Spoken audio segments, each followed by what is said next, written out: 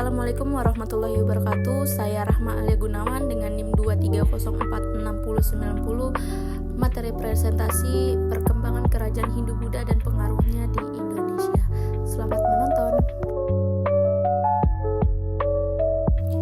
Kerajaan Kutai adalah kerajaan Hindu tertua di Indonesia yang berdiri sekitar abad ke-4 hingga ke-5 Masehi di wilayah Kalimantan Timur, tepatnya di Muara Kaman di tepi Sungai Mahakam.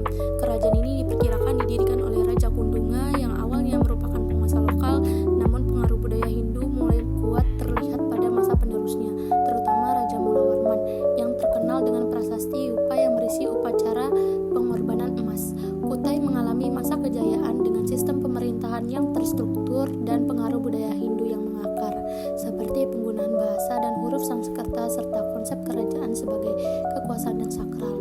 Kerajaan Kutai berakhir pada abad ke-17 ketika Kesultanan Kutai Kartanegara yang beragama Islam mengambil alih wilayah tersebut, menandai perubahan budaya dan agama di kawasan tersebut. Lanjut, Kerajaan Tarumanegara. Kerajaan Tarumanegara adalah kerajaan bercorak Hindu tertua di Pulau Jawa yang didirikan pada tahun 358 Masehi oleh Jaya Singawarman, seorang Maharishi dari India. Kerajaan ini mencapai masa kejayaannya di bawah pemerintahan Raja Purnawarman yang dikenal karena pembangunan ibu kota Sundapura serta penggalian sungai Gomati sebagai jalur perdagangan dan pengendalian banjir. Tarumanegara memiliki sistem pemerintahan yang terorganisir dan menjalin hubungan diplomatik dengan Cina.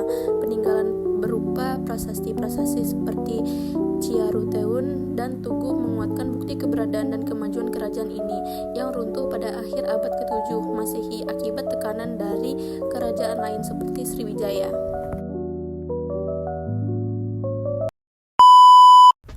Pengaruh Hindu-Buddha di bidang politik di Indonesia terlihat jelas dengan berdirinya kerajaan-kerajaan bercorak Hindu-Buddha seperti Kerajaan Kutai dan Tarumanegara yang mengadopsi sistem monarki absolut di mana rajanya dianggap sebagai titisan dewa atau konsep Deva Raja. Sistem pemerintahan ini menggantikan kepemimpinan kesukuan sebelumnya dan memperkenalkan struktur birokrasi yang lebih terorganisir dengan tingkatan tertentu. Selain itu, dalam sistem ini raja memiliki kekuasaan mutlak yang juga mendapatkan legitimasi dari kepercayaan agama Hindu-Buddha, sehingga pengaruh agama dan politik saling terkaitan erat dalam pembentukan kekuasaan negara pada saat itu.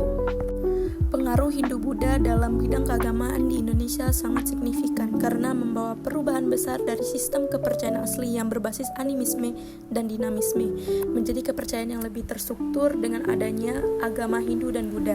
Masuknya ajaran ini membawa akulturasi yang menyebabkan masyarakat mulai mengenal upacara keagamaan, sistem pemujaan, dan tata cara yang lebih teratur, meskipun masih mempertahankan beberapa unsur kepercayaan asli. Selain itu, kehadiran agama Hindu-Buddha memunculkan pembangunan candi sebagai pusat kegiatan keagamaan dan simbol keagamaan yang memperkuat kehidupan spiritual masyarakat pada masa kerajaan Hindu-Buddha di Indonesia. Pengaruh Hindu-Buddha di Indonesia dalam bidang kesenian sangat signifikan, terutama terlihat dari akulturasi budaya yang menghasilkan perkembangan seni rupa, seni ukir, seni patung, dan seni pertunjukan. Seni rupa pada masa Hindu-Buddha cenderung bersifat feodal dengan fokus pada kultus raja dan digunakan sebagai media upacara keagamaan yang sakral. Motif dan corak seni Indonesia mulai mengadopsi pola rumit dari India seperti relief dan ukiran pada candi-candi besar serta patung dewa dan raja yang mencerminkan nilai-nilai spiritual Hindu-Buddha.